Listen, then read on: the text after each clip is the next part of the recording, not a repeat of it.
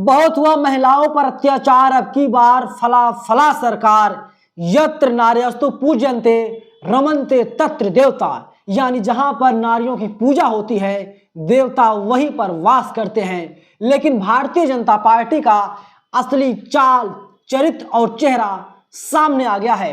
पूरी जानकारी आगे मैं विस्तार से आपको बताऊंगा। नमस्कार, मेरा नाम है नवीन कुमार नंदन और आप देख रहे हैं इंडिया इंटरनेशनल न्यूज। सोचिए, पूरे देश में नरेंद्र मोदी की सरकार है।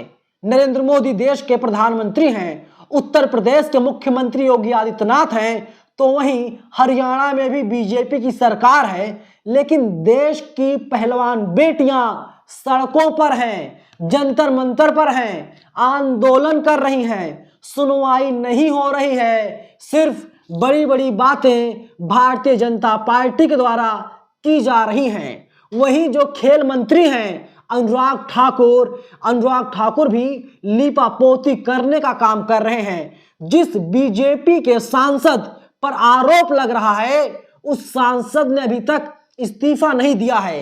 कायदे से चाहिए था जो बीजेपी के सांसद हैं ठाकुर साहब, उनको इस्तीफा दे देना चाहिए था और इसके साथ ही जो जांच होगी, जो जांच कमेटी बैठाई जाएगी उसमें मदद करना चाहिए था। लेकिन उनका बयान सामने आया है, जो बयान है बहुत बेतुका बयान है। मैं इस्तीफा नहीं दूंगा, जिसको जो करना है कर ले, अगर मैं मुंह खोलूंगा सुनामी आ जाएगी।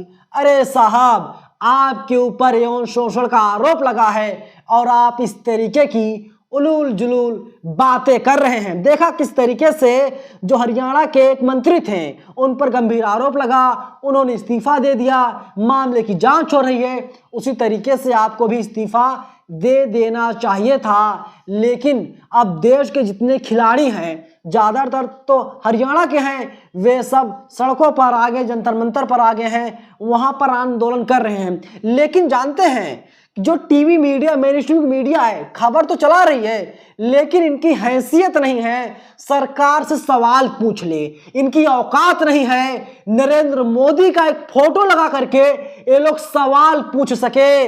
नरेंद्र मोदी जी, आपने साल 2013 में, 2014 में यही कहा था महिलाओं पर अब अत्याचार नहीं होगा, लेकिन आपके ही सांसद महिलाओं पर अत्याचार कर रहे हैं, यौन शोषण कर रहे हैं, लेकिन आप खामोश बैठे हैं। आप एक ट्वीट तक नहीं कर पा रहे हैं। और वो आपके जो मंत्री हैं, नाम है ईरानी, जिनकी बेटी बीफ बेचती है गोवा में, सब लोग चुप हैं। ईरानी जी, जुबान खोलिए, मुंह खोलिए। मुझे पता है अगर देश में कांग्रेस की सरकार होती अब तक आप सड़कों पर आ गई होती, अब तक आपने प्रधानमंत्री को चूड़ियां तक दे दी होती। लेकिन बीजेपी की सरकार है, आप कैबिनेट मंत्री हैं, आप केंद्र सरकार में मंत्री हैं, लेकिन आप चुप क्यों हैं? आखिर वो क्या मजबूरी है? क्या महिलाओं पर अत्याचार नहीं हो रहा है? क्या ये जो लड़कियां बोल रही हैं, आरोप लगा रही हैं, क्या ये झूठा आरोप है? क्या आपके सांसद को इस्तीफा नहीं देना चाहिए? नैतिकता तो यही कहती है आपके जो सांसद हैं वे इस्तीफा दे दें, जब पूरे मामले की जांच हो जाए फिर से वे उस पद पर आ जाएं। लेकिन इस्तीफा नहीं लिया जा रहा है। अनुराग ठाकुर तो बातों को गोल गोल घुमा रहे हैं और किस पर चीजें को बरगलाया जा रहा है, चीजों को अलग तरीके से देखा जा रहा है। ये आजादी की 75 साल के बाद ये सारी चीजें हो रही हैं। मैं आपको याद दिला दूं, 15 अगस्त साल 2022 नरेंद्र मोदी लाल किले के प्राचीर पर थे, वहां से गरज रहे थे शेरों की तरह, महिलाओं का सम्मान होना चाहिए। महिलाओं का सम्मान कितना हो रहा है? बेटी बचाओ बेटी पढ़ाओ की बात कौन सी पार्टी करती है? वही पार्टी करती है जिस पार्टी के सांसद पर, कद्दावर नेता पर गंभीर आरोप लगा है। सब जगह खामोशी है। टीवी वाले सिर्फ खाना पूर्ति करने के लिए खबर को चला रहे हैं, दिखा रहे हैं। लेकिन पत्रकार का काम सिर्फ खबर दिखाना नहीं होता, पत्रकार का काम होता है सत्ता से सवाल पूछना, सत्ता के आंखों में आंख डालकर उनसे क्वेश्चन रेज करना जिससे जवाब मिल सके। लेकिन किसी की हिम्मत नहीं है कोई मोदी सरकार से, अनुराग ठाकुर से जो खेल मंत्री हैं, एक सवाल पूछ सके। एएनआई को सिर्फ बाइट दिया है अनुराग ठाकुर ने और किसी मीडिया को फटकने तक नहीं दिया। अब आप सोचिए क्या हो रहा है। वहीं पंजाब केसरी ने छापा है खिलाड़ी आंदोलन, खेल मंत्रालय का आदेश, बृजभूषण सिंह देंगे 24 घंटे में इस्तीफा, खिलाड़ियों से भी मिलेंगे अनुराग ठाकुर। कब मिलेंगे साहब? 72 घंटे होने जा रहा है, 3 दिनों से आंदोलन चल रहा है, लेकिन अभी तक आप शायद हिमाचल से नहीं आ पाए हैं। मैं आपको बता दूं, संसद भवन जहां पर है बगल में जंतर मंतर है, वहीं पर आंदोलन चल रहा है। आपको जाना चाहिए।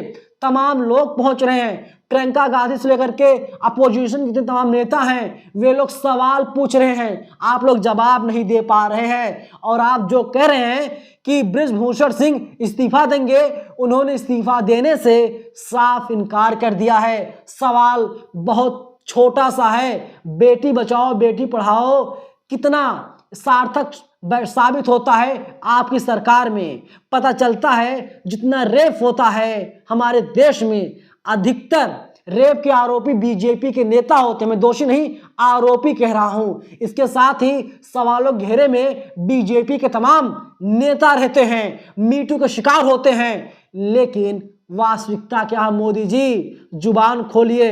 अब आप देख लीजिए, पंजाब केसरी ने खबर छापी है, मैं उसी के हवाले से बता रहा हूं। अंतरराष्ट्रीय स्तर पर भारत का नाम ऊंचा करने वाले खिलाड़ी 3 दिन से अपनी मांगों को लेकर के जंतर मंतर पर बैठे हैं और सिस्टम के खिलाफ आवाज उठा रहे हैं। दरअसल ये सभी आरोप भारतीय कुश्ती महासंघ के अध्यक्ष पर लगाए गए हैं। अब अध्यक्ष बृजभूषण सिंह पर इस्तीफा देने का दबाव लगातार बनाया जा रहा है। सूत्रों के हवाले से बताया गया है, खेल मंत्रालय ने गुरुवार को बृजभूषण सिंह को अल्टीमेटम दिया है और उन्हें 24 घंटे के भीतर अपना इस्तीफा सौंपने को कहा है। आगे बता दें, इससे पहले केंद्रीय खेल मंत्री अनुराग ठाकुर ने अपने आवास पर प्रदर्शनकारी पहलवानों के साथ बैठक की। इसी के साथ केंद्रीय मंत्री के साथ गुरुवार देर शाम हुई बैठक में बजरंग पुनिया, विनेश फोगाट, साक्षी मलिक और रवि दहिया शामिल थे। सोचिए नरेंद्र मोदी किस तरीके से हाथ मिलाते हैं, कहते हैं आपने तो पूरी दुनिया में भारत का नाम रोशन कर दिया, तिरंगा फहर रहा है, तिरंगा लहर रहा है। लेकिन जब वही खिलाड़ी जो पूरी दुनिया में जाते हैं, भारत का नाम रोशन करते हैं, वही आरोप लगा रहे हैं, वो भी आरोप कोई छोटा मोटा नहीं, गंभीर आरोप है और एक सांसद से इस्तीफा नहीं लिया जा रहा है। मोदी जी एक शब्द नहीं बोल पा रहे हैं, एक ट्वीट नहीं कर पा रहे हैं। आखिर वो क्या मजबूरियां हैं? गंभीर आरोप है, बड़ा सवाल है, चारों तरफ सन्नाटा है। भाई क्यों ऐसा हो रहा है? जवाब देना पड़ेगा। आप लोगों को क्या लगता है? आप लोग अपनी राय हमें जरूर बताइएगा और अगर आपके मन में कोई सवाल है आप लोग उसे कमेंट बॉक्स में हमें जरूर बताइएगा। धन्यवाद।